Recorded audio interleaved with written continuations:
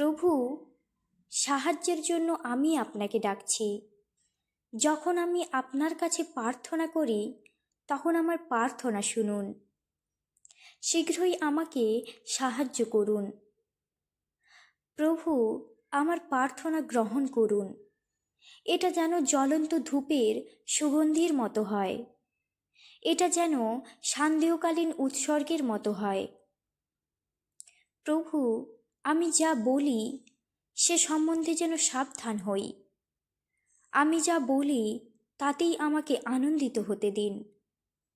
আমাকে খারাপ কাজের মধ্যে বাধ্য করতে দেবেন না। মন্দ কাজ করার আকাঙ্ক্ষা আমার মধ্যে থাকতে দেবেন না।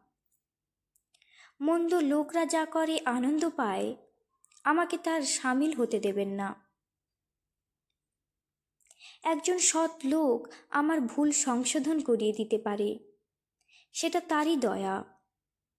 আপনার অনুগামীরা আমার সমালোচনা করতে পারে, সেটা ওদের পক্ষে ভালো কাজ হবে, তাও আমি মেনে নেব। কিন্তু মন্দ লোকরা যেসব মন্দ কাজ করে তার বিরুদ্ধে আমি সর্বদাই প্রার্থনা করব। ওদের শাসকদের শাস্তি পেতে দিন। তখন লোকে জানতে পারবে আমি সত্য বলেছিলাম।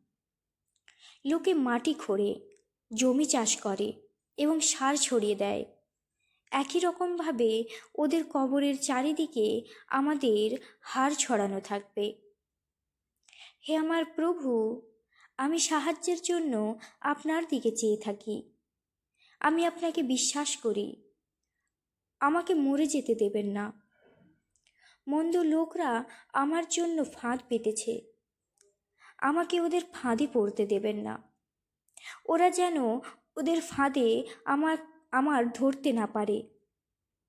দুষ্টু লোকরা নিজেরাই যেন নিজেদের ফাঁদে পড়ে এবং আমি যেন অনাহতভাবে চলে যেতে পারি।